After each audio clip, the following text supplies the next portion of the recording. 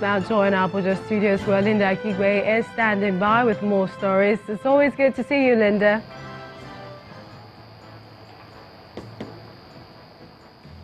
Hello, Millicent. Welcome to Abuja. And Vice President Professor Yemi Osinbajo has denied social media reports that he has resigned as Nigeria's Vice President and says the story is fake news. The Vice President said on his Twitter handle that he remains committed to the service of the Nigerian people under the leadership of President Muhammadu Buhari. The tweet says, and I quote, "Misleading fake news is on the rise, especially in this season when Nigerians will make a choice about who will govern them for the next 4 years. I have not resigned. I remain committed to the service of the Nigerian people under the leadership of President Muhammadu Buhari." End of quote. The Vice President has also asked Nigerians not to believe such stories being peddled. The Federal High Court sitting in Lagos has fixed March the 15th to rule on whether to admit in evidence 108 Zenith Bank checks allegedly recovered by the EFCC during the investigation of the case against the former aviation minister Femi FaniKayode and 3 others. The court fixed the date after entertaining the arguments of lawyers on the admissibility of the documents.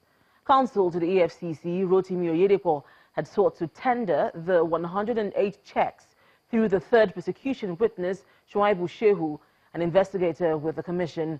But counsel to Mr. FaniKayode, senior advocate of Nigeria, Mr. Norrison Quakers, resisted the move, asking the court to reject the documents on the basis that they did not comply with Section 379 of the Administration of Criminal Justice Act 2015 and the Practice Direction of the Federal High Court 2013.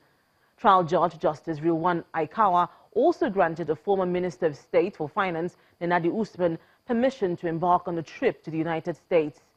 Justice Aikawa ordered that the former minister's passport be released to her so she could embark on the trip. Nenadi Usman, Femi FaniKayode, Danjuma Yusuf and the company Joint Trust Dimensions Limited are facing 17 counts bordering on conspiracy, unlawful retention of proceeds of theft and money laundering. 59 bandits and 6 locals have been reportedly killed in a gunfight between the Civilian Defense Force and the bandits at Danjiba village in Safe local government area of Zamfara State. The State Police Command says it cannot confirm the number of bandits killed, but can confirm that 6 farmers were found dead shortly after the attack during a joint operation. Local reports say the death toll could rise after a local government official said 15 other bandits were killed in a nearby village of Danmake. Farmers and herders in the region have suffered increasing attacks from criminal gangs who raid villages, steal cattle and kidnap for ransom. A Federal High Court sitting in Lagos has fixed April the 30th to deliver judgment in a $55 million debt recovery suit filed by the federal government of Nigeria against Ajib Oil Company Limited. The court reserved this judgment after counsel representing parties had respectively adopted their final addresses before the court. This suit, filed since 2016, is one among other suits by the federal government seeking to recover almost $12 billion in missing crude oil revenue from some international oil companies. There are similar suits pending before against Total E&P Nigeria PLC and Chevron Nigeria Limited by the federal government. In the particular suit, the federal government accused Nigeria Ajib Oil Company Limited of under-declaring the volume of crude oil it shipped out of the country between January 2011 and December 2014. The federal government alleged that the oil giant shortchanged it to the tune of $55 million. The government is requesting that the courts compel the oil firm to pay the $55 million with an annual interest of 21%. It also wants the courts to award another $55 million against Ajib as exemplary damages. Meanwhile, the court has also reserved judgment to April 30 in a similar suit by the federal government against Brass Oil after parties had also respectively adopted their final arguments before the courts. And that's all from Abuja. Back to you, Millicent. Thank you, Linda. Now, the new Ibom airline owned by the Akwa state government has taken delivery of 2 aircraft as it plans to start operations at the official launch of the airline at the Pt.3 International Airport in Uyo. The special guest of honor, Dr. Bukola Saraki, says the airline is a creation of sound private sector experience.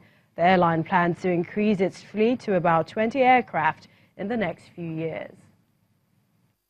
A large crowd from within and outside Akwa Ibom State gather at the Pt.3 International Airport to witness the birth of the state's carrier, Ibom Air, with the delivery of 2 aircraft. One after the other, the aircraft roll onto the airside. The technical consultant for the project gives details. The project commenced about 3 years ago. We all kept it to our chest. Ibom Air is ready with 10 aeroplanes. They are going to arrive progressively. The Senate President is a special guest at this occasion, and it's a thumbs up for the state governor from him, while Governor Udom promises to do more. A state that is acknowledged globally, a state that is viable globally, a state that has integrity, a state that has respect, a state that the world acknowledges, a state that the world can allow to take aircraft so that they can run a commercial aircraft. And that's what we are launching today. When you have a man from the private sector of business that can understand what it takes to bring in investment, no matter you represent them. For 2 prominent sons of the state who were earlier involved in the airport project, it's a great day. Today, we have in front of us the beginning of something that will bring, as God has said, economic growth, economic development to this state. Akwa Ibom was the first state in Nigeria to develop and operate an international airport. The first and only state-owned Category 2 airport. With this development, Akwa Ibom has entered the history books as the first state in Nigeria to build and operate an international airport as well as an airline. Well, let's now bring you some business stories. Here's Anne Waldo.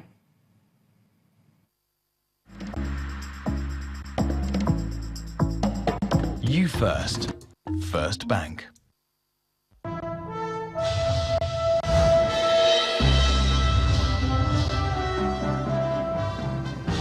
Thank you, Millicent. Let's begin business news tonight with the federal government asking international oil companies to pay nearly $20 billion in taxes and outstanding royalties from oil and gas production. According to the report by Reuters, the company, which includes Shell, Chevron, ExxonMobil, Eni, Total and Equinor, have now been asked to pay the federal government between $2.5 billion and $5 billion. There are concerns, though, that the move could discourage investments in Africa's largest economy. Nigeria collects taxes and royalties from international oil companies in the country on several types of contracts, which include the establishment of joint ventures and production sharing. It's less than 48 hours to Nigeria's rescheduled elections, and the domestic stock market has returned to negative territory today, and that's after 2 days of consecutive recovery. Let's join Chimezie Obiwago for the details.